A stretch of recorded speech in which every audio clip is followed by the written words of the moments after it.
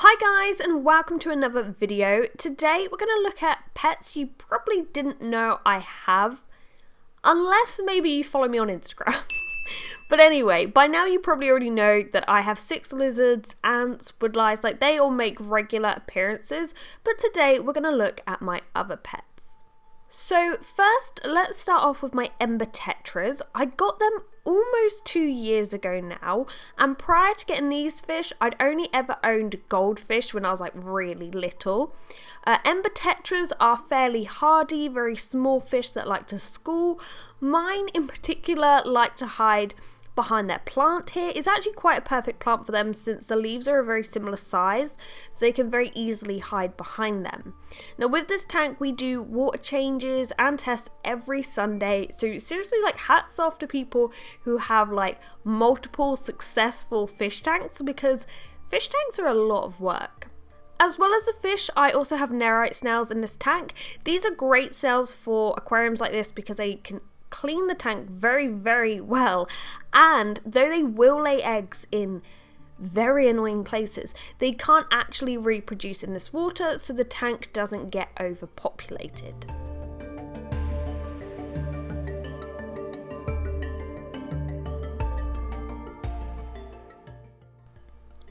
Then we have the cat. What are you doing?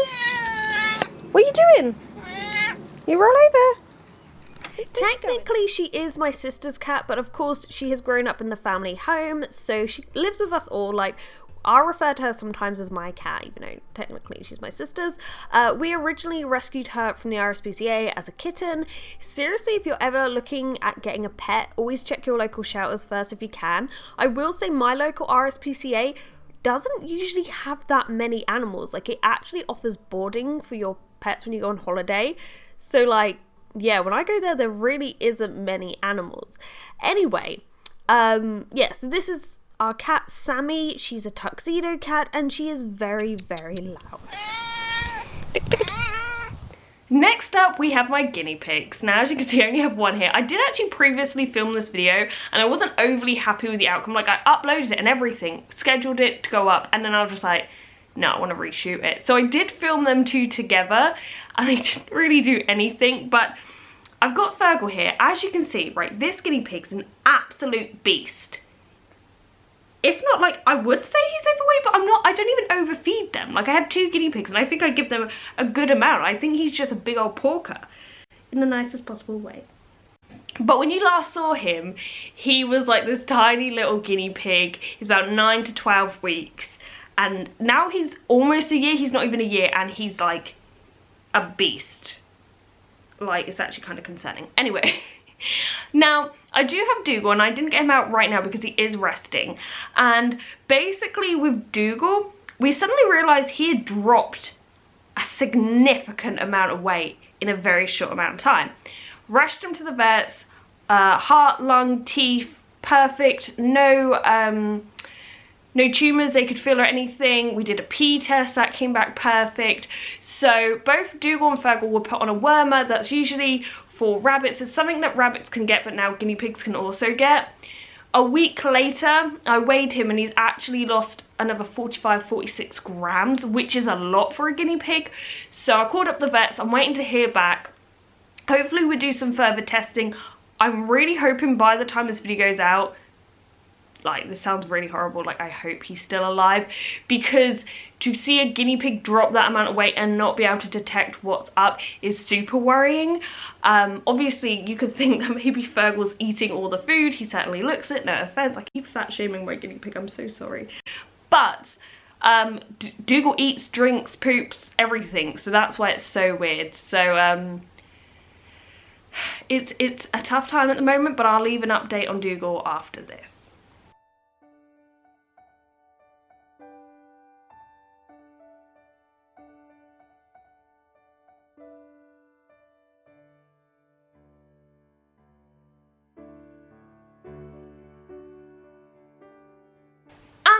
pet I have for you today is Ruby, my chinchilla. Now Ruby I've had since a baby and she will be 11 this year.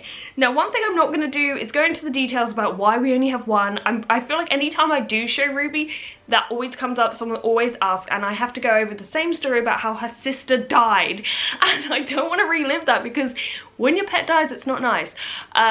What I will say is it was really sudden. We think maybe it was a heart attack, but Ruby does well on her own. Are you gonna come back?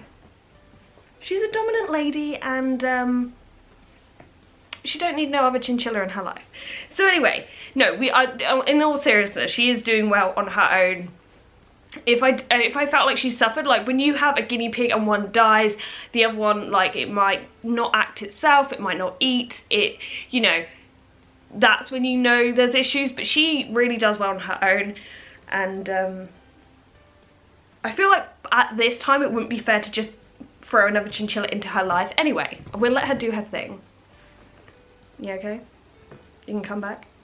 One reason I don't show chinchillas too much is because I very often with exotic mammals like chinchillas, people see them and think they're really, really cute, I want one, but they don't take into consideration that one, I think chinchillas, like, in comparison to...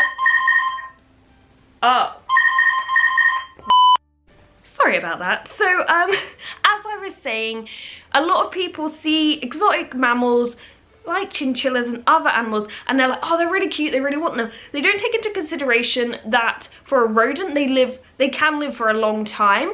They're also a lot of work. They're nocturnal as well, so if you have one in your bedroom like I did for many years, they will jump around their cage at night very loudly. And also chinchillas can get diabetes, but I feel like most things can, but apparently they're more prone to it. That's why I'm very strict on her diet. Now, one thing I have noticed with chinchillas is you can't really find an actual age for how long they live. So I've seen, we'll just let her do her thing, 8 to 10 years, 8 to 20, 10 to 15. I believe I asked my vet once, don't eat the sofa please. I asked my vet once and she said that in their office it has down that the chinchilla's age is 8 to 10, but she sees a chinchilla who is 21. So it really, really varies. I think genetics play a lot in that.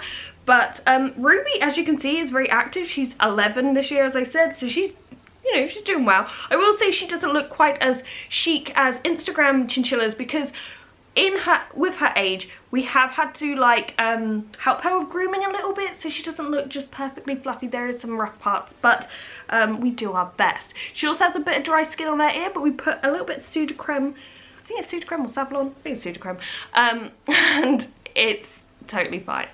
So anyway, we'll let Ruby do her thing. Before I go, I do want to give a shout out to a patron of this channel, Nathan. He has been a patron for an entire year now.